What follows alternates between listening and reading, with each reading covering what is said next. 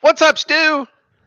Hello, Jim. Happy Wednesday. Happy Wednesday to you. This is a momentous day, actually, Yes. because last night, or depending, well, 6 o'clock this morning, it was midnight Hawaii time, which was the deadline for the WriteYourBook.ai challenge.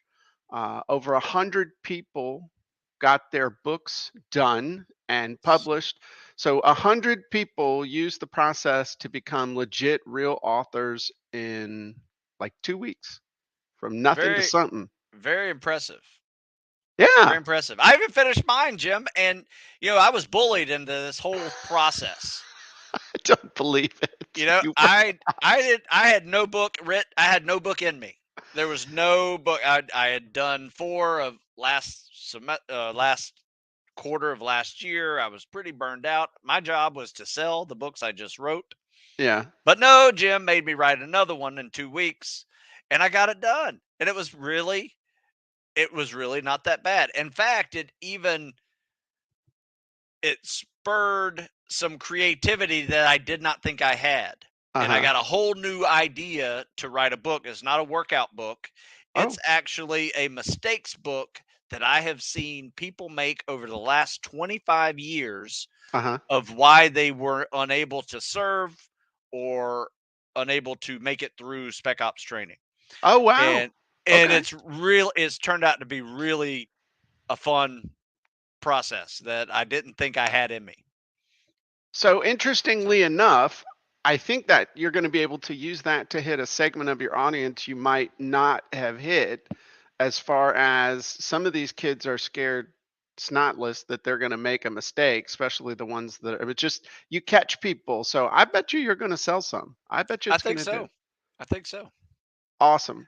So Yeah. that's cool. So we're going to be doing, we got a whole program kicking off around Memorial Day that's going to be helping people to take the book to the next level of authority. So that's going to be neat as well. I'd love to have you participate on that to whatever degree you can.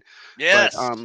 just taking the book to the next level Okay. to establish yourself. But you're already established, but still be I fun. I I will probably even get this printed out on Lulu, Oh, just wow. like I, Okay. I normally do too with everything else. But we'll Cool. see. There's a lot of links in it, so I Yeah. think it'd be better served as an ebook Okay.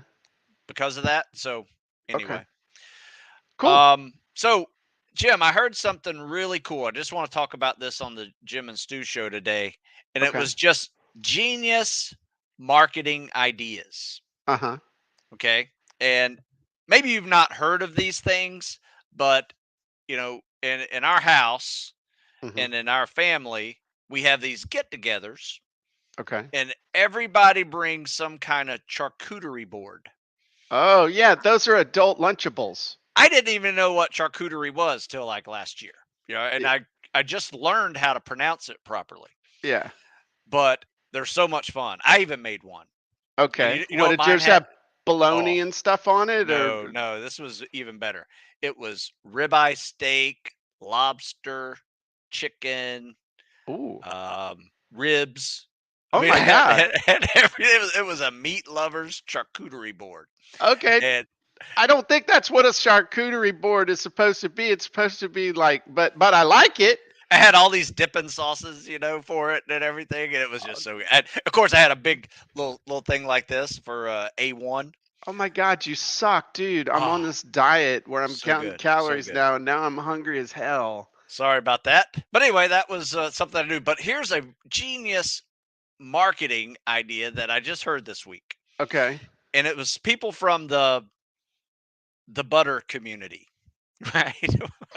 Dude, you are all over the place today. What's up with Right? that? Like people are like saying, "How can we sell more butter?" I guess they're the dairy association. Okay. How can we sell more butter? And then somebody said, "Why don't we have a butter board?" Right? And so evidently these butter boards are like this board of like a plate, bigger than a plate, full of butter melted, and then inside that butter is just good stuff like garlic and spinach and little vegetables and things like that. And then you take a piece of bread and you dip it and you eat it just like you would like an Italian restaurant. Anyway, they're so popular now that like if you go to Pinterest and those type of places, you'll see all these decorative butter boards that just have kind of gone viral. And that is a form of what I would call genius marketing. They came up with the idea of butter boards, this butter board of directors, and they created something viral that is selling more butter. So are you saying we should come up with like a genie board or something? Or Yeah, we got to come up. We got to come up with something. Okay. Come up with something like that. I think that'd be fun, especially with this book. I just saw in here This that book system. Nancy said there are frosting boards. Yeah, there's all kinds of stuff out there. Do people not work? Do people? I mean, where do people think up? I mean, granted, I like your grilling board. Yeah, that's just pure genius. It was actually really good. It made me hungry. So that'd be like it sounded like an Adkins board. Oh yeah, it's definitely a paleo board. Maybe that'd be fun. Oh, that's the one. Go get paleoboards.com and you can probably build a whole business around that and ship it to people. Stu's like, that's a great way to take your hobby and make it suck. Stu's, I'm gonna do paleo boards and send them to people. Flash frozen. Stu's out there.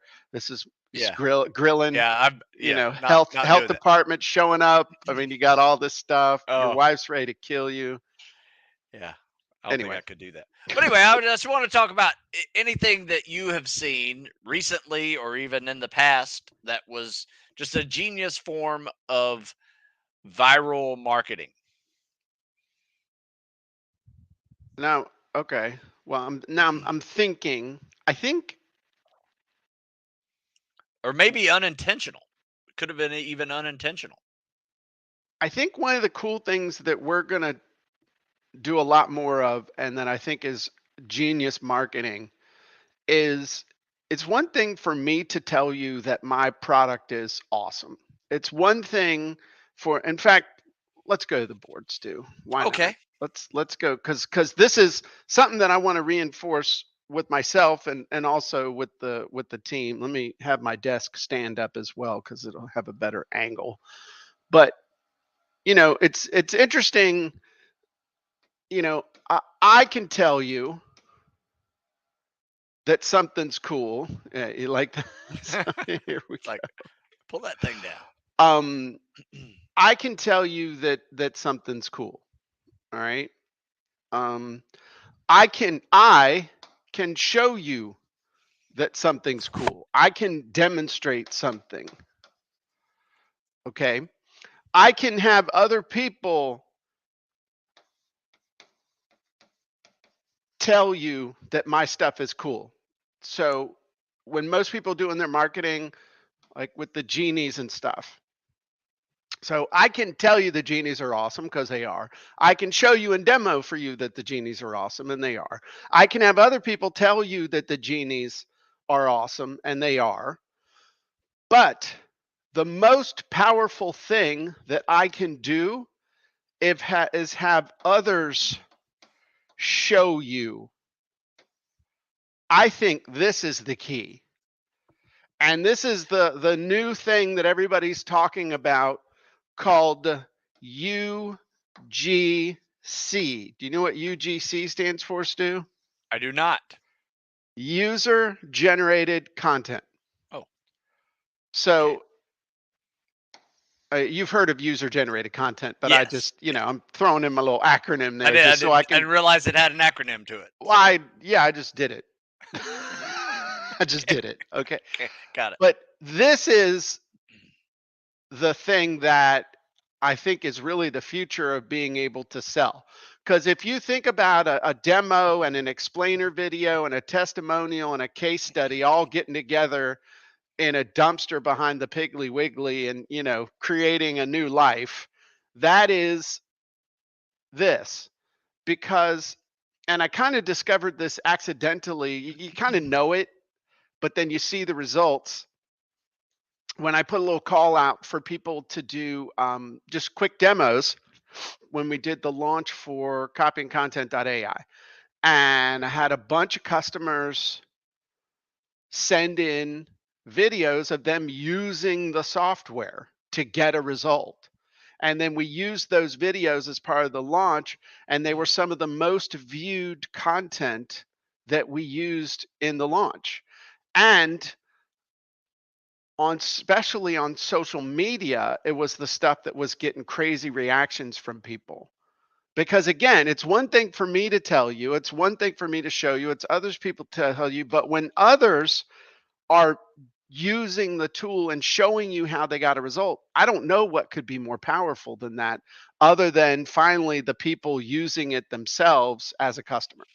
So if I was going to tell you a genius thing that I have seen, is right here. No, So, that is. you That's know, that's actually next level. I've never thought about it that way, but somebody yeah, that just asked, how do you get people to send those to you? Ask.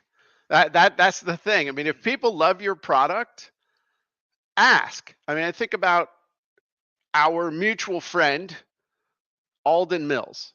He told me that one of the most effective YouTube promotions that they did involved not even buying um, advertising, but just getting people to send videos of them unboxing the perfect push up or using the perfect push up. And some of those user generated ads were getting crazy amounts of views. nice. And all you got to do is just ask. People love, I mean, people love your product. They want to help you. And people also like to feel important. People also like to feel valued. Some people just like to be on stage. So if you ask, people will say, yeah, honestly. I mean, it's as easy as just asking. Um, Especially if you have served people and they have gotten results. So let me ask you, Stu, other than the butter boards and Stu's paleo board, have you seen, which is really cool. I mean, I could see it. It's the genie board. It's like a charcuterie board without the calories.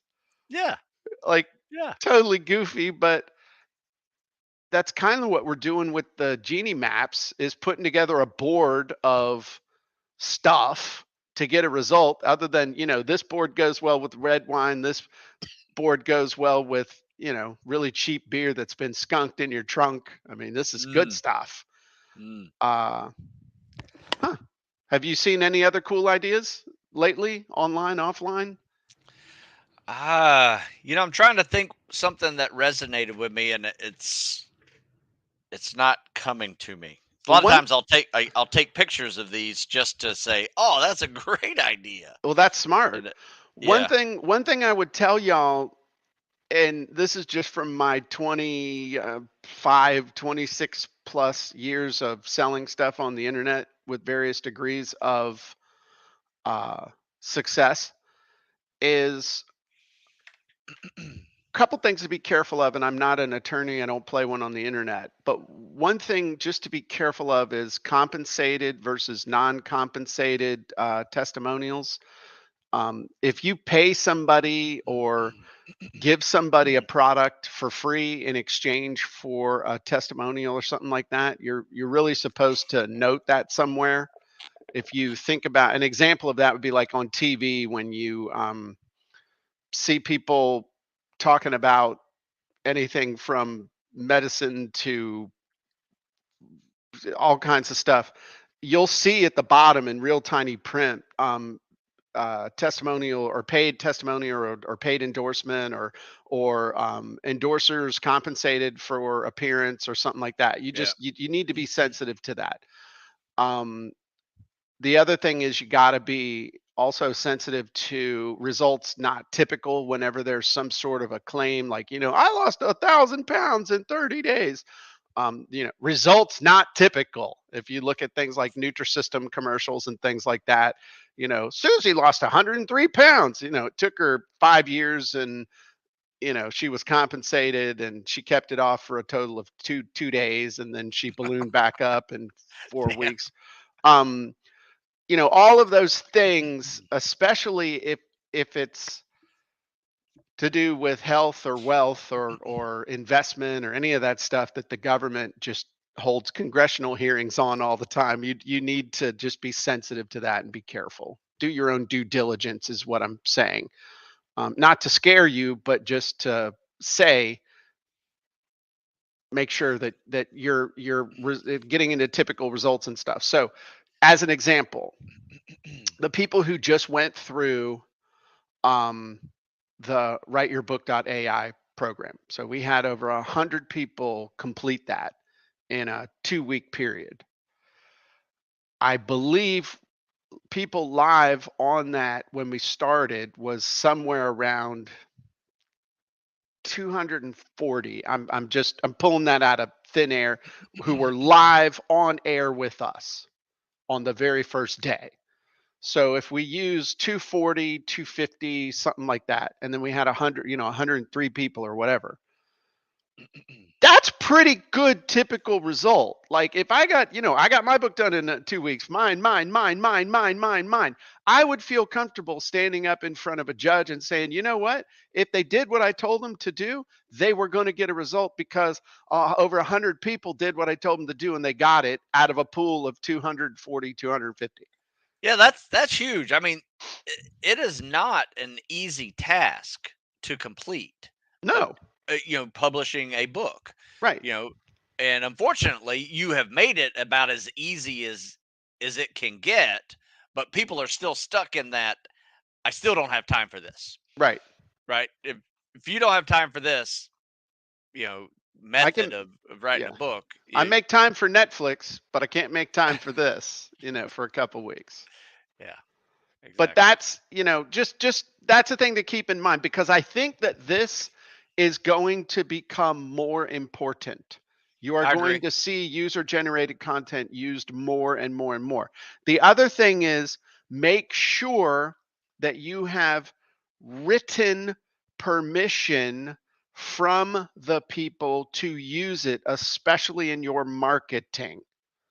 So one of the things that we do with any of this stuff is we get explicit permission from these people in email for them allowing us to use their testimonials, use their demos, use all that stuff. And if we don't have that, we don't use it.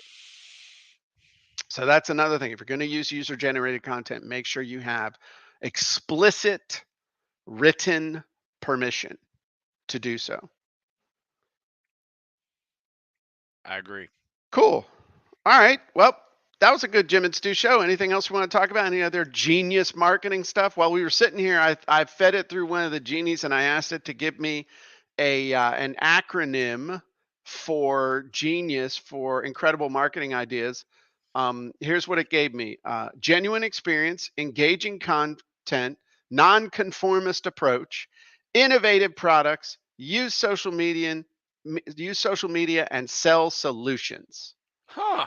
That's pretty good. Dang, that's really good. Yeah, I could work with that. You could put UGC for the U. That's right. I like that. Yeah. I like that a lot. I wrote an article yesterday with the acronym Genie. You did? What was the word? Grit. Oh, nice. Which level of grit? The level of grit for cadets and midshipmen to complete, their service academy training. Okay. So like 4-year grit. Okay. And what was it? What were they? It was that memorable, huh? It's funny. That made me remember when I had freshman orientation at William and Mary. The dean stood up there and he said, "Okay, look to the left, look to the right. One of you is not going to graduate in 4 years." Crazy. And I remember thinking, man, that guy to my left looks like an ass. That's going to be him. Little did I know it was me, because I was the one who I did graduate in 4 years because I had to take summer school, but I started in August and ended in July 4 years later. So it was right at 4 years. So technically I did graduate in 4 years. I just needed one summer school class. Hey, that's all right. So here it is: goal-oriented, responsible, initiative, time management. Okay. Hey, I got to ask you a Yeah. question that has nothing to do with anything, but I've always wanted to know this, and then we'll go to the podcast. Okay. I What happens at the Naval Academy if you are a senior and you make it all the way to the end and then you fail a class? Do they let you take summer school to get it straight, and then that just delays all your schooling and probably screws you for when you were supposed to start your stuff and do all that? What happens? Yeah, you're no longer in your class. So let's say this year, class of 2023, Uh-huh. you are now 23.5. So Really? you graduate in December. Yeah. Oh, wow. Yeah. Even though you just one class, they don't let you don't have summer school? You gotta wait until the next semester to take that next class? I mean, you may be able to finish it in summer school, but the ones I've seen it is they had to take a full course load regardless of the number of classes they own, and they were Oh, still another they were midshipmen again for another semester. that sucks. Yeah. Mm, But that's rare. I mean, yeah, usually after they've invested that much time in you, they're going to give you a chance unless you did something really stupid.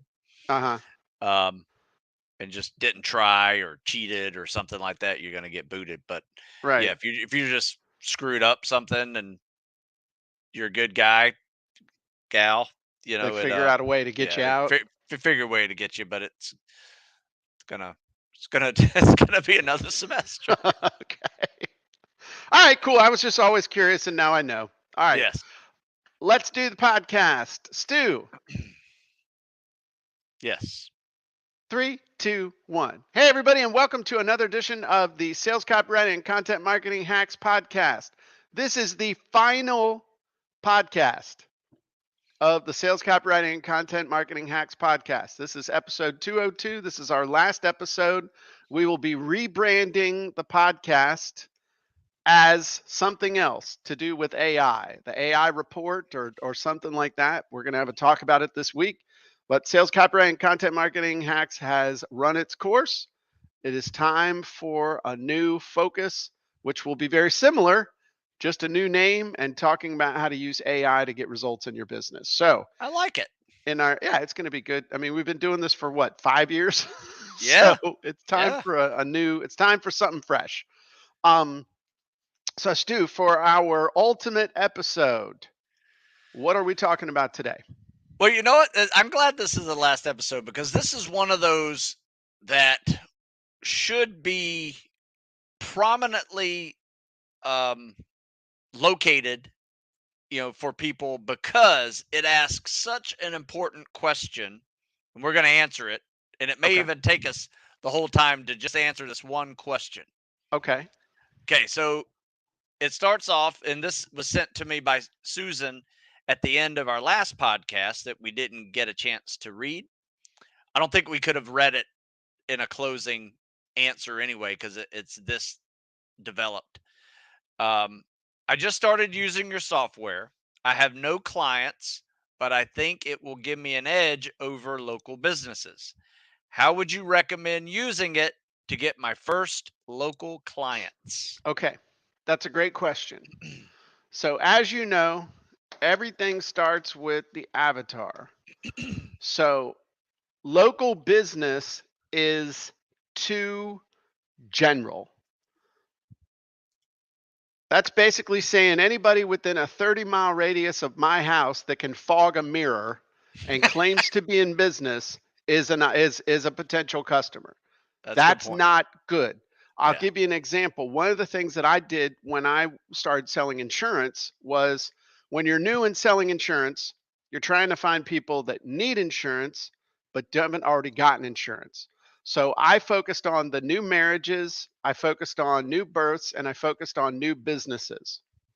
The problem is that focusing on new businesses, usually new businesses have no money. True. Focusing on births, those people have no money because they got a baby. Hmm. And new marriages have no money because they just got married and they're starting out. And then here comes 21-year-old Jim trying to sell them life insurance. That was really a hard row to hoe. Woo. I would have been better off saying, okay, I'm going after retail business owners that I can actually get in front of. So maybe they have 3 to 4 employees. I have a chance of actually being able to get in front of them, talk to them. So my number one thing I would tell you to do is to pick a type of local business. Now, whether it's retail or service or what's the other difference between retail, service, manufacturing? Hospitality. Hospitality. I like that. Okay, that would be the number one thing I would do. Who? Now, what is their problem? What are the problems that every single business has? Every single business, no matter what they do, has 3 things that they need to repeatedly engage in. All right? Leads, sales, relationships. So I would look at, once I chose the type of business I was going to go after, I would go identify the 100 that I would want to do business with. Honestly, I would identify 100 businesses that I would want to do business with. Now, whether that's going through the Chamber of Commerce, whether it's going through the phone book. I remember when I had my web design company, we went through the Chamber of Commerce / phone book / just local business directory. I was working out of my trailer. For some reason, my daughter Nancy was available. I don't even remember why. I mean, kids in high school or middle school or something. And I had her cold calling local businesses, but we were smart because we created a directory called I don't remember, in Williamsburg or something like that. We had the directory and we called them to ask what their web address was because we were filling up the directory and we would list them in the directory at no charge. Well, guess what we did when they said they didn't have a website? Go to the website. Hey, do you want one? I mean, and Nancy got me a lot of appointments. She did a great job. And so that's what we did. It was local businesses that needed a website. Now, I probably would have been better. And I naturally gravitated towards specific things like real estate agents. I was doing a lot with real estate agents, builders, real estate companies, brokers, that kind of stuff, because that was just my thing, because I had experience in that. So identify your 100, your dream 100, and then rank them. Then go look at what they're doing. What are they already doing online? What are they doing on social media? Stalk them. What are they doing on social media? What are they doing on their website? What are they doing with interacting with customers? How good is their presence? How good is their sales copy? How good? Where do they need help? Now listen very carefully to me. Where do they need help? Then help them. It's interesting that I can't remember whether it's Earl Nightingale or Napoleon Hill or who's the guy that did Dale Carnegie. I can't remember which one, but one of them tells the story of a friend of theirs. I believe it was Earl Nightingale. Tells a story about a friend of his who, or no, maybe it was W. Clement Stone. I don't know. Anyway, tells a story about during the Depression, everybody had up signs in their windows that said no help wanted. About 20% of the population didn't have a job. They were just wandering around asking somebody to give them a job. Give me a job. Give me a job. Walking up to people you don't even know, give me something. Whereas the people that own these businesses and companies were like, dude, I don't know you. I'm not going to give you anything. Number 2, I need somebody to help me. I'm looking for the white, I think it was Earl Nightingale in Lead the Field. he talks about this.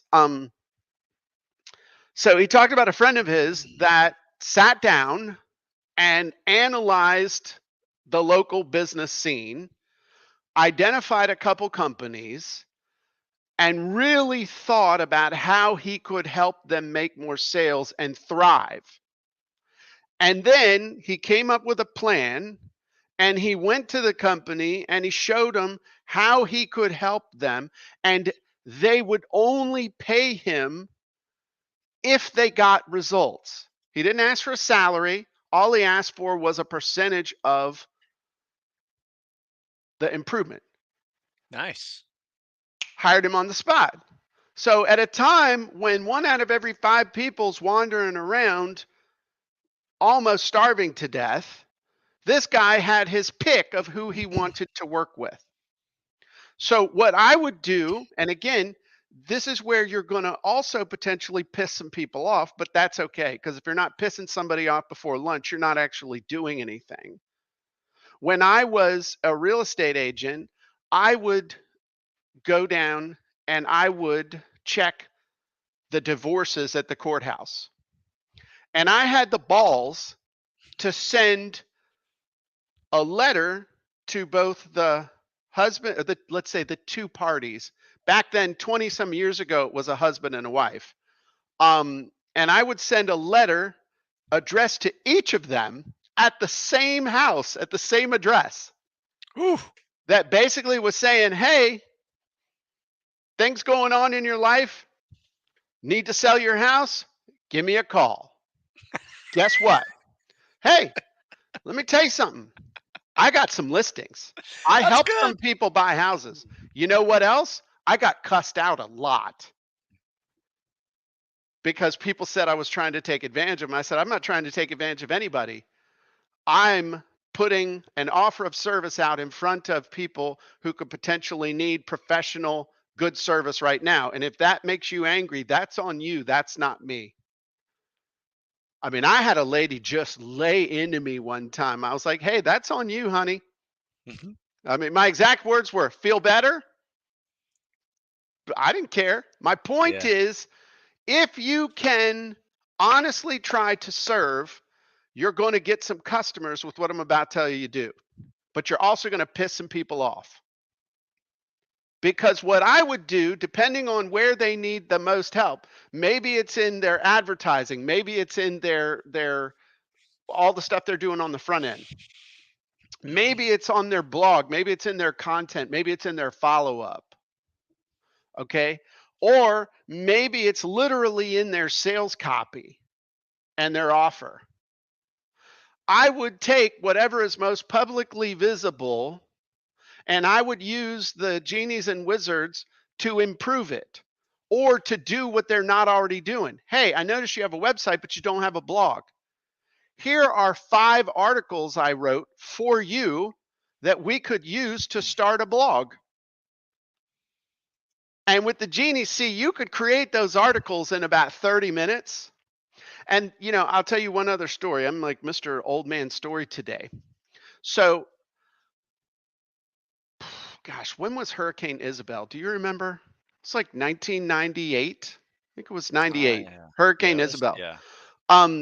So Hurricane Isabel, I was engaged in my business. I had been trying to get media and stuff, but back then that was getting press releases and stuff. And I would send press releases about what our company was doing, and what I would also send press releases about people that we had done websites for and things like that. And I had gotten some decent press and also had made friends with a reporter. So it wasn't Hurricane Isabel, it was a different one. Then somebody said 2003, so it wasn't Isabel. It was some other hurricane. Maybe in 1997 or 1998 there was a hurricane. I don't remember which one. I was still living in the I don't remember whatever. So it had to have been 1998 because this happened in 1998. Okay. So I had a thread of a relationship with somebody. And when the hurricane came through, I went out and took a bunch of pictures of hurricane damage in Williamsburg. And I called up the reporter I knew, and I was like, hey man, I got some cool pictures, digital pictures. And this is back when nobody had a digital camera. We had one of those Sony cameras that used a floppy disk like film. And I said, hey, do you need any pictures? I got some cool pictures if you want to see them. He's like, oh my God, thank you. Our photographer, for what I don't remember what the reason was, but our photographer has no pictures. So I said, oh dude, I got you. So I went down to the newspaper. The power was out, all this shit. They're going off of backup generator. And there's the reporter, and there's the associate editor, the deputy editor, a guy named Rusty Carter, who I'd never met. And they start looking at these pictures, and they're like, what do you want for them? They thought I wanted to sell them. I said, oh, just give me a byline in Williamsburg. And so one of the pictures I had taken was a picture of a partially submerged cop car. Oof. And the reason I was able to go take that picture was because Terry was a dispatcher, had been a dispatcher, knew all the cops, so they let me back there where they weren't letting anybody else in. And I took that picture and ended up being full cover front page. That was the money shot picture for the paper. Nice. So then I saw they were running this column. Now there's a lesson here, okay? I saw they were doing something already. They were running a column. The column sucked. I said, I can do a better job. So instead of going down there and saying, hey, I can do a better job, give me a shot, I went down there, I got the appointment. I went down there and laid out 3 articles I had written for them. Plus I showed them a copy of my book, which was comb bound and was unpublished. And I said, I'll write this column for you.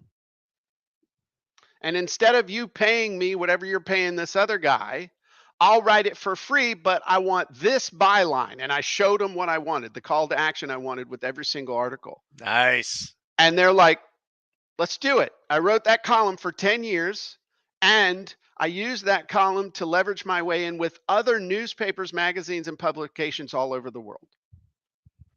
So what did I do? What's the principle? I understood what they wanted, and then I went to them with stuff already done that was better than what they were doing already. What I didn't do was crap on their existing guy who actually didn't work there. Now, if the guy had been a columnist on staff there, I might have had a harder problem saying, hey, that guy sucks, let me do it. And that's why I say you might aggravate some people when you're like, hey, I believe I can help you in this area. If they're already writing content and it sucks, don't say, hey, this content sucks. Hey, here's some additional content that we could do, and I'd like to talk to you about helping you to improve in this area.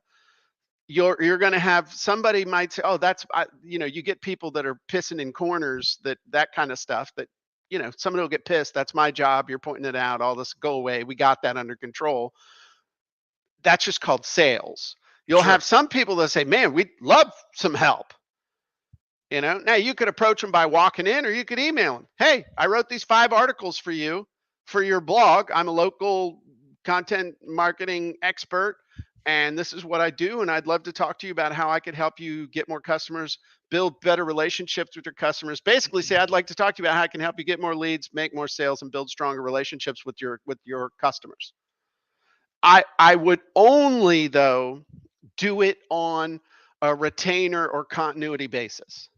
The only way I would do this would be getting somebody to pay. Hey, instead of you hiring somebody for $5,000 a month to be your content marketing director, let me handle the whole thing for you for fill in the blank. $1,000 a month, $500 a month, $250 a month. Figure out what's the menu of services. But then you get 5 or 6 companies that are paying you, an average of $1,500 a month. They get great outcome. You have predictable income, and 5 people paying you or 6 people paying you $1,500 a month is like 9,000. It's like close to 100. Turns into real money. Yeah, that's like real money. Yeah. So, however you do it in a way that you are doing it on continuity. But the way you get your foot in the door is to give value first. Don't go to them and say, hey, let me write articles for you. You say, hey, here's an article, or here are several articles that I wrote for you to show you what I could do for your business. Here is a series of ads that I wrote for you to show you what I can do for your business. Here is another take on your sales letter, or on your offer, on your sales page, or on your other thing that you might want to do an A/B split test with. I'm not telling you to replace what you're already doing, but this might be an alternative. Why am I doing this? Because I want to add value for you and see if I might be able to help you. And if you like what you see, let's talk. If you combine that approach with, say, a local speaking campaign, like the people that you're approaching, if you can go speak at Rotary, Lions Club, you got breakfast Rotary, lunch Rotary, evening Rotary, depending on where you live. Same thing with Lions Club, Ruritan Club, all these different clubs where business owners come together. If you can give a talk about getting more leads, making more sales, building more relationships, what's going on with AI. I mean, I could get in front of anybody here if I wanted to talk about AI. Yeah. Because everybody wants to talk about AI.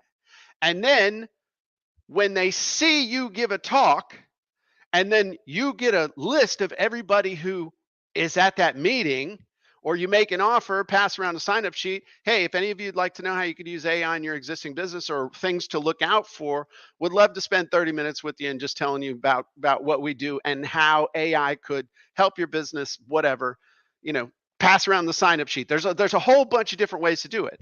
But if you were to speak in front of a group and then start approaching people in that group saying, hey, I did this, I checked you out online, I scoped you out, saw what you were doing, saw some things I might be able to help you with, and actually did this for you. Is everybody going to say yes? No. But the point of it at this point is getting your foot in the door, and you could get your foot in the door pretty easily.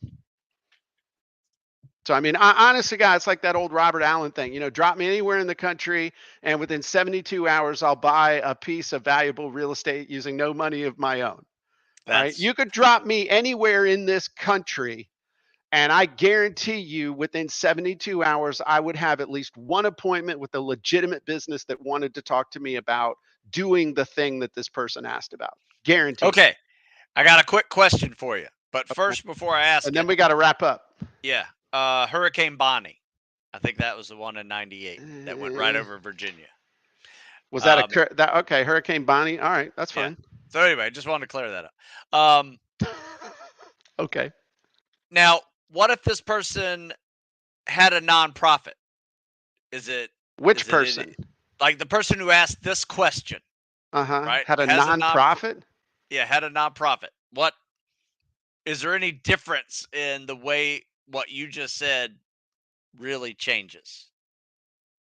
Well, the person who's going to be offering this as a service, a nonprofit wouldn't ask the same question. Well, yeah, but I mean, if you were approaching a nonprofit to try and get them to hire you as opposed to a business?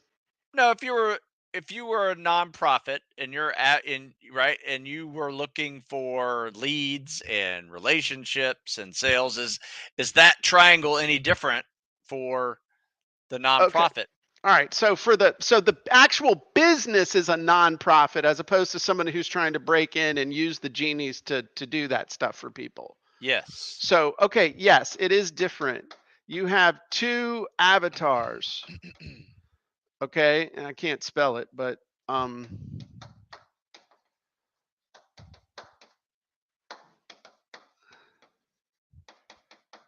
so the first avatar is the people that are using the services of the nonprofit. So if you're like your nonprofit is a homeless shelter, these are the people showing up and needing to use your homeless shelter. The other avatar are the people that you're selling on, getting them to give money, give time, volunteer, give donations in kind, which means stuff instead of money. Sure. Totally different avatar with a totally different message. And this is where nonprofits get jacked up. They don't separate the two. It's like, here's my avatar and you should give us money. No. Here's your avatar that you're trying to sell on using the service. This is actually a pretty easy sale, unless it's something where people don't want to be seen using it, or would there, in other cases it'd probably be a really hard sell, Right. a difficult sale. But over here, this is the classic thing of understanding why people buy. And it's probably not make money, save time, avoid effort. Now these people are going to give time, products, money, because they want to feel good. They want to feel popular. They want to feel more loved. They're going to give for a feeling, or a tax break, maybe. Tax break, be save helpful. money. Yeah. That's make money, save time, avoid effort, escape pain, all that stuff. But more towards the end of that list, but also, there could be some tax ramifications and other things like that. But Sure. That's the big thing, is this split avatar, and is important to understand. So that was a good question. Yeah. All right. Well, was that a success? Was that an acceptable answer to your question that launched us on this discussion? Yeah, especially as our last sales, copywriting, and content marketing hacks podcast. Wow. You like said that? it. You said it. Got it. You finally got it. It's time on to the quit. Last day. Quit Quit while we're ahead. That's right. Sweet. All right. Well, that was good. Well, if people want to get in shape, where should they go, Stu Smith? StuSmithFitness.com. And if you would like to have amazing software to help you create all the copy and content you could ever need to get more sales, get more leads, and build stronger, more profitable relationships, head to copyandcontent.ai. We'll see you all next time. Bye-bye, everybody.